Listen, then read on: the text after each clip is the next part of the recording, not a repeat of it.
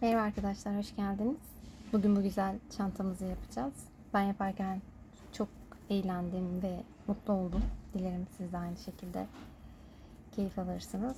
Hazırsanız hadi malzemeleri göstermeye geçelim. İhtiyacım olan malzemelerim yine kağıt ip. Normalde kahverengili ördüm ama daha belli olsun diye sizlerle net görün diye açık renkli öreceğim. Yaklaşık olarak 280-300 grama yakın ip gidiyor. İpiniz incesi 250 gram da yeterli oluyor. Bu işaretleyicimiz çok önemli. Yer belirleyicimiz. Bu mutlaka olmalı. Efsane tığım 4 ve bir de makasım. Hazırsanız hadi başlayalım.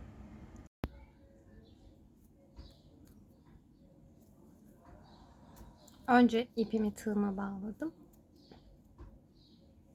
Toplamda 6 tane zincir çekeceğim. 1 2 orta gevşeklikte 3 4 5 ve 6.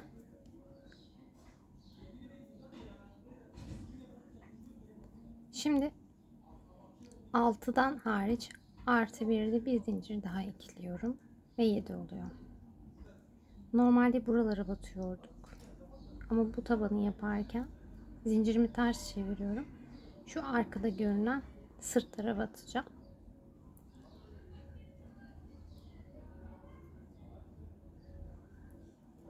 Bir zincir çektim. Onu burada bıraktım ve diğerine bir tane sık iğne yaptım.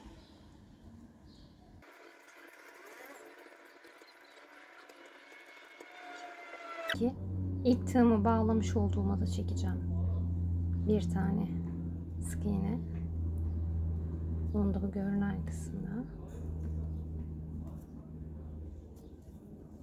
Sonra şöyle alttan sıkıştırdığınızda ilk sıramızı tamamlamış oluyoruz.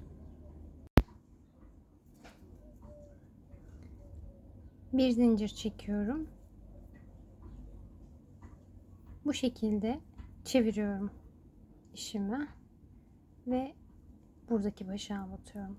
Yine bir zincirim burada.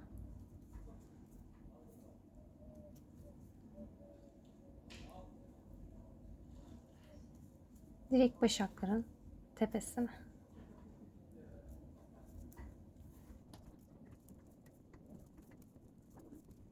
Bu da ilk zincir çekti kısım. Buraya da bir tane batıyorum.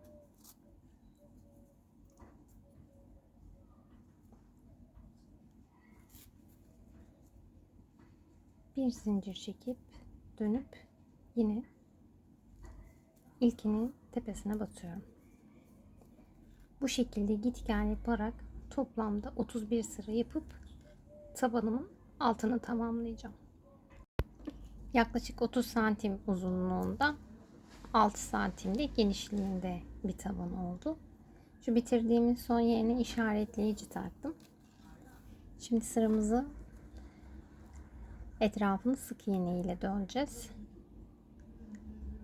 Bunda işaretlediğimiz yerleri kaçırmadığımız müddetçe sorun olmayacaktır. Şimdi sıramın hepsine battım. Sık iğneleri. Bir tane zincir çekiyorum.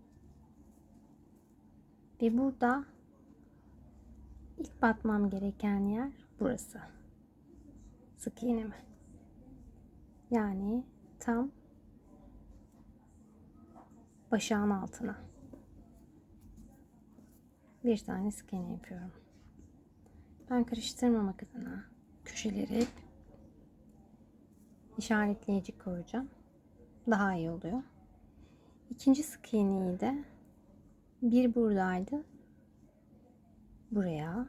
Tam sıranın başı oluyor zaten.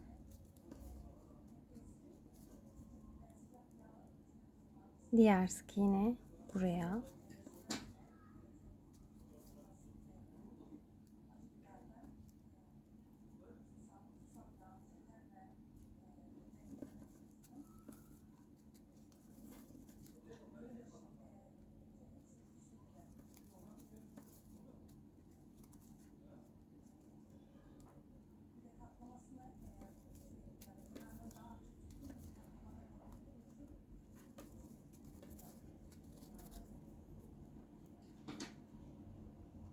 Bu şekilde buraya kadar yapıp şuradaki dönüş kısmını göstereceğim.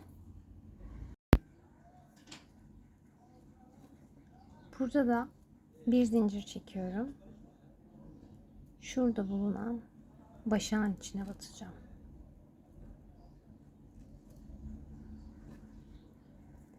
Bu ipimi de araya alıyorum ki yensin diye. Sık iğne yaptım. Burada bir tane tam şu zincir çektiğim yere işaretleyici koydum. Sonra buradaki başakların tepesine batıp şuradaki köşeye geleceğiz.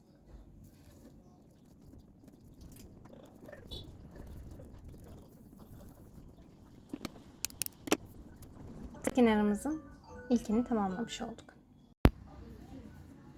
Burada da bir tane zincir çekiyorum. Bu sefer buraya değil, hemen şuradaki boşluğun içine bir tane sık iğne yapıyorum. Bu köşeme de zincir çektiğim yere işaretleyicimi koyuyorum. Burada da aynı hizaya denk gelecek şekilde boşluklara batıyorum. Burada.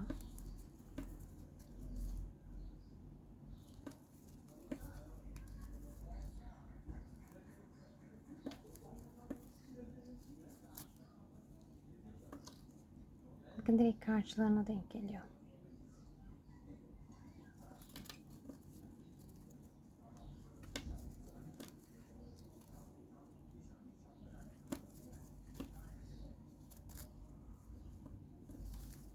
Şimdi sıramın buraya gelene kadar aynı işlemi yapıyorum.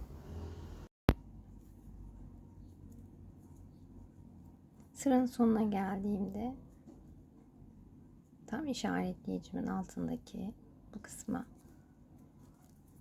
bir tane daha sık iğne yapıyorum. Ardından bir tane zincir çekip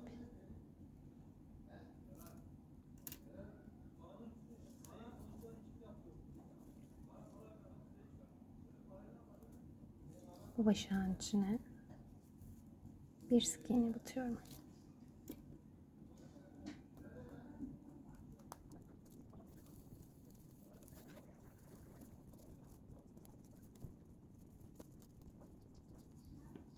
Şimdi başladığımız yerdeki işte yeri birleştireceğiz.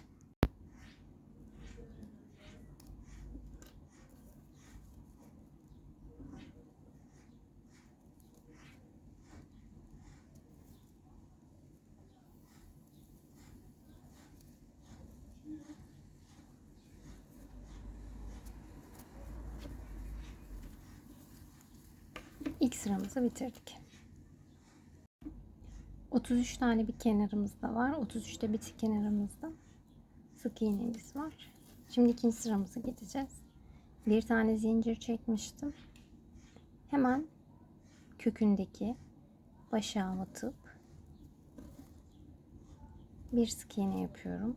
Yerimizi kaybetmemek için de işaretleyicimi koyuyorum. Ardından bir alt sırada yapmış olduğumuz tüm sık iğnelerin tepesine birer defa batıp buraya geliyorum tekrardan çevirip. İkinci sıramın sık iğnesinde döndüm. Toplamda 85 tane sık iğnem oldu. Artık sıramın sonuna geldim. Kapatıp modeli olduğu kısma geçeceğim. Bu arada diğer işaretçileri çıkardım. Artık ona ihtiyacımız yok. Önemli olan birleştirme kısmında kaydırma yapmadan birleştirmek. Bu yüzden de işaretleyici kullanmak daha iyi oluyor. Buraya geldiğimde bu şekilde birleştiriyorum. Bir tane zincir çekiyorum ve modelimize geçiyoruz. Bir tane zincir çekmiştim. Tığıma bir kere ipimi dolayıp hemen kökündeki şu sık iğnenin dibinin olduğu yere batacağım. Tam buraya.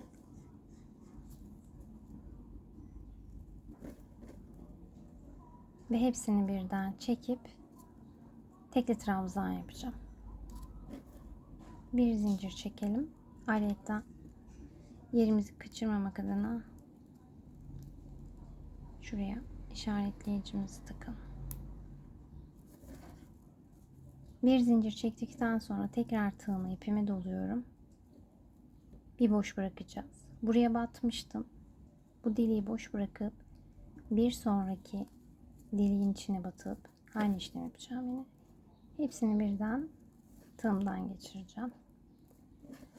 Ve bir zincir çekeceğim. Burayı takip ederken karıştırılabilir. Bu yüzden direkt kökünden takip etmek daha kolay. Battığım yer bir boşluk, bir sonraki. Ve bir zincir. Tığıma ipimi doluyorum. Battığım yer bir boşluk ve bir sonraki. Çok gevşek almıyorum. Çok sıkı da değil. Elinizin en uygun ayarına göre şu yüksekliği ayarlayabilirsiniz. Battığım yer bir boşluk ve buraya batıyorum.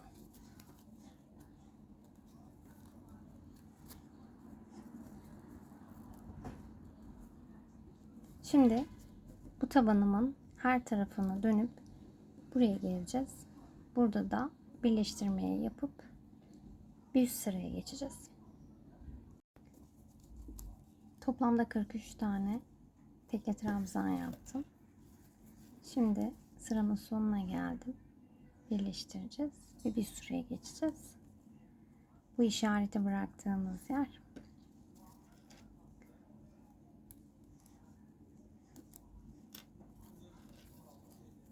Bir tane zincir çekmiştim. Buradaki başa batıp ilmek kaydırma yapıyorum. İlmek kaydırma yaptıktan sonra bir tane de zincir çekiyorum. Şimdi bir sıramıza başlayacağız. Şimdi burada yapacağımız işlem direkt başakta olduğum için bu trabzanı kullanacağım. Trabzanın altına. Bakın, bu işlemi yapıyorum. Çekiyorum ve bir sık iğne. Kaybetmemek adına yerimize işaretleyicimi buraya takıyorum. Ardından bu boşluğa bir tane sık iğne. Hiç üstüne almıyorum. Direkt buraya giriyorum. İpimi buradan çekip bir sık iğne yapıyorum. Ve bir de boşluğa.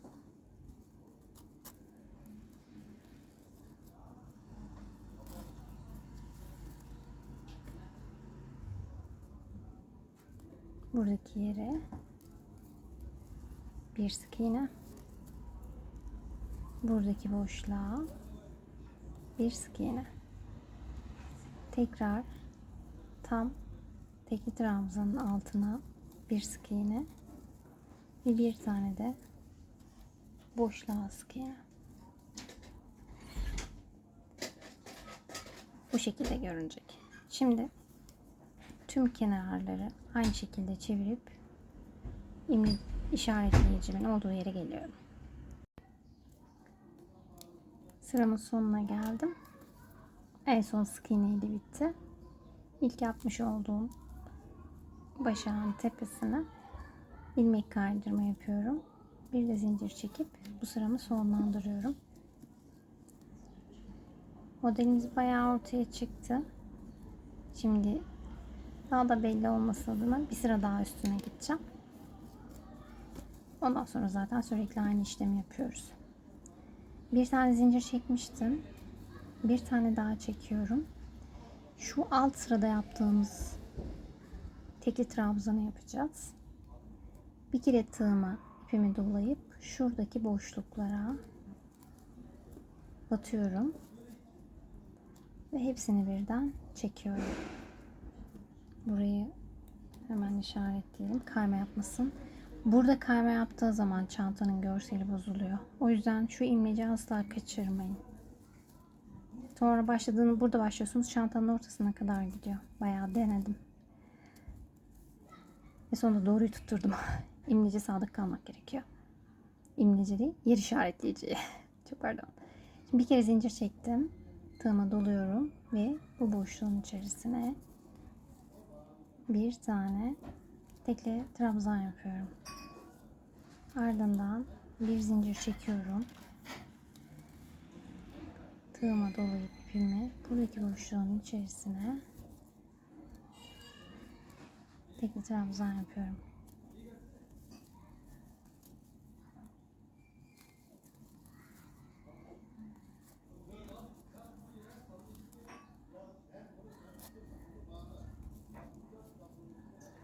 Evet, çantamızın istediğimiz boyuta gelene kadar, yüksekliğe ulaşana kadar bu sıranın üçünü tekrarlayacağız.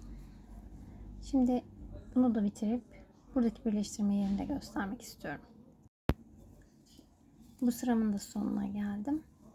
Şimdi burada birleştirme yapacağız.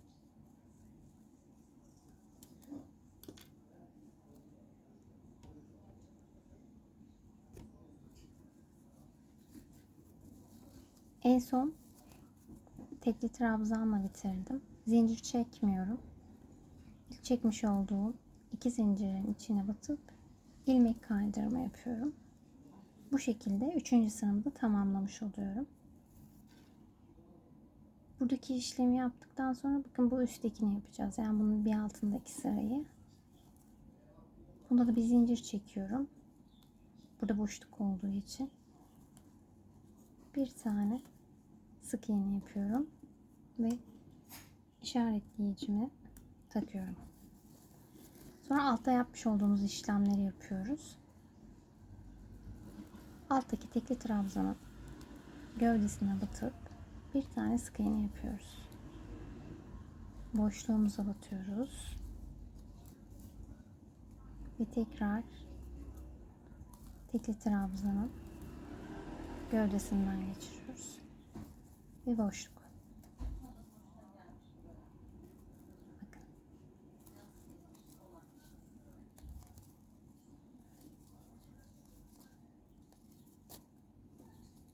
Tüm sıra böyle devam ediyor.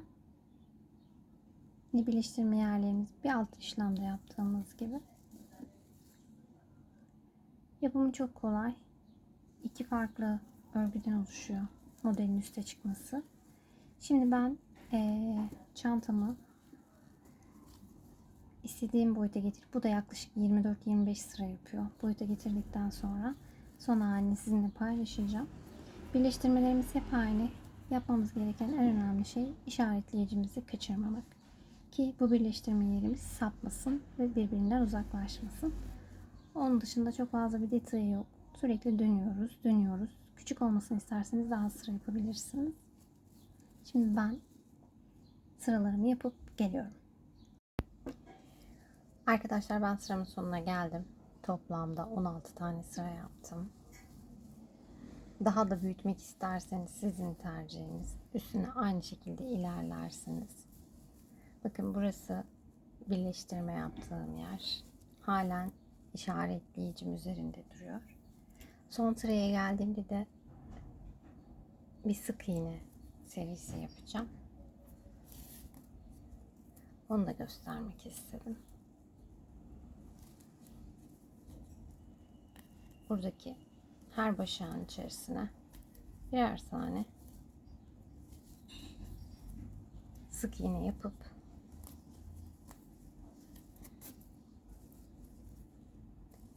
işaretleyicimin olduğu yere kadar gelip ipimi keseceğim. Çantamla ilgili olan işlemin sonuna gelmiş olacağım.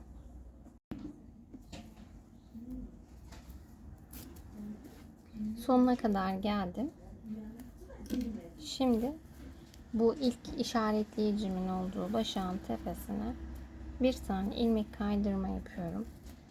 Bir de zincir çekip ipimi kesiyorum.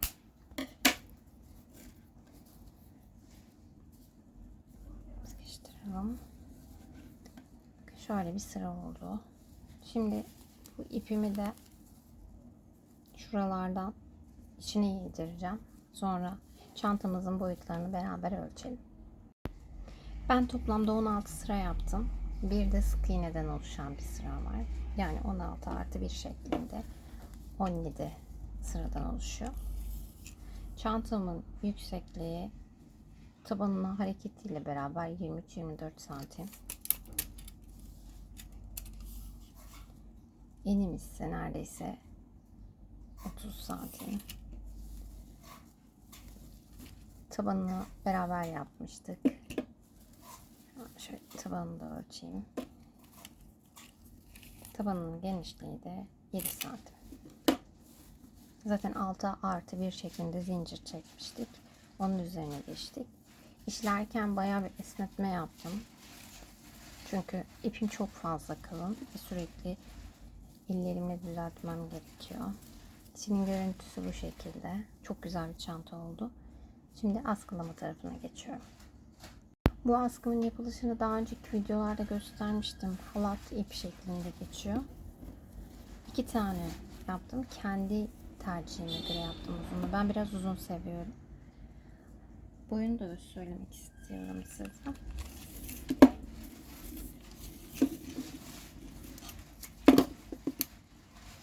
Toplamda 83 santim. Bunun yaklaşık 2,5-3 santimini şöyle kıvıracağız. Geri kalan kısmıyla da işte omuz hizasında güzel bir çanta olacak.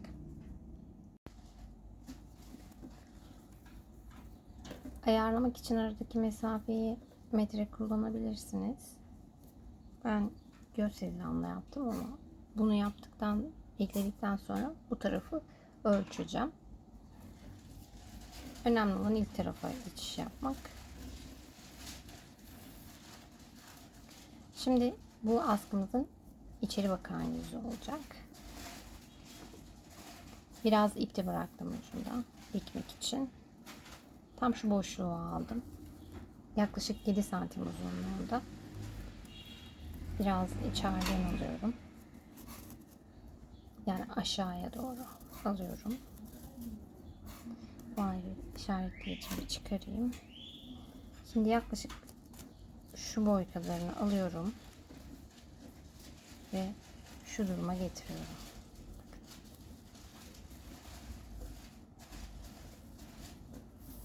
Hemen şu ipime iğne takıp geliyorum. İğneme ipimi de geçirdim. Şu alt kısımdan görünmeyecek şekilde şu aradan geçiriyorum. Sonra bunun arasından geçiriyorum.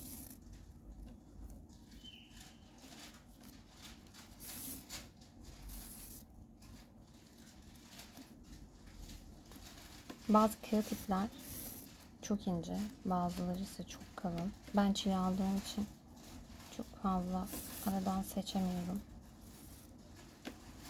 Ama bu inanılmaz kalın çıktı. O yüzden elimle idare etmesi biraz zor oldu. İyi olan tarafı sonuna geldik artık. Bir yandan kalın olması da çok güzel kağıt ipleri. Çok çabuk güneş sonrası yumuşayıp incelmiyor. Daha uzun ömürlü oluyorlar. Bakın gayet sağlam oldu. Bunu çantaya bağlamadım. Hareketli bıraktım. Zaten gayet sağlam bir şekilde diktim. Emin olamıyorsanız eğer benim gibi birkaç iğne daha geçirin. Oldu. Şimdi ben bu ipimi buraya yedirip diğer kısmını dikeceğim. Diğerkinde de aynı işlemi yapacağım. Şuradaki ölçü oranını ölçüye bakacağım. Buradaki kısma da aynısını uygulayıp burada diktiğim şekilde buraya da dikeceğim. Ve güzel sona yaklaşacağım. Askının ikisini de ekledim. Bitti. Bakın dışarıdan böyle görünüyor. Her iki tarafı da. Oldukça güzel. İçi de bu şekilde. Ve çok da sağlam. Mümkün değil. Açılma gibi bir durumu olmaz. Çantamızın tüm işlemini bitirdik. Büyük bir çanta yaptık. Fikir vermesi adına içine neler koyabileceğimi göstermek istiyorum. Gördüğünüz gibi tablet çok rahat sığıyor. Kitap da çok rahat sığıyor. Bakın içi halen geniş ve içine halen bir şeyler koyabiliriz. Ben çantanın içerisine astar ya da kese gibi bir malzeme eklemedim. Çünkü oldukça sık işlemeli. Herhangi bir esneme yapmaz ya da içine koyduğumuz parçalarda düşme yapmayacağını düşünüyorum. Gerek olmadığını düşünüyorum ama tercih size bağlı. Ağzını da isterseniz çıt çıt yapabilirsiniz. İple kapatma da yapabilirsiniz. Ben böyle kullanmayı sevdiğim için bu şekilde bıraktım. Yine de çok kullanışlı ve çok güzel bir çanta oldu. Ve çantam bitti. Çok güzel oldu. İpi kalın olmasından dolayı kahverengi çantama göre bir tık daha tok durdu. Yapımı dediğim gibi çok kolay. Bu büyüklüğü siz istediğiniz şekilde ayarlayabilirsiniz. Kullanımı da çok güzel olacağını düşünüyorum. Askılarım sadece kağıt ip, ekstra hiçbir malzeme yok ve çok güzel bir çanta çıktı. Dilerim beğenmişsinizdir, keyif almışsınızdır, denersiniz. Olumlu olumsuz fikirlerinizi paylaşırsanız ben de kendim de düzeltme yapabilirim. İzlediğiniz için çok teşekkürler. Kendinize çok iyi bakın. Sağlıcakla kalın.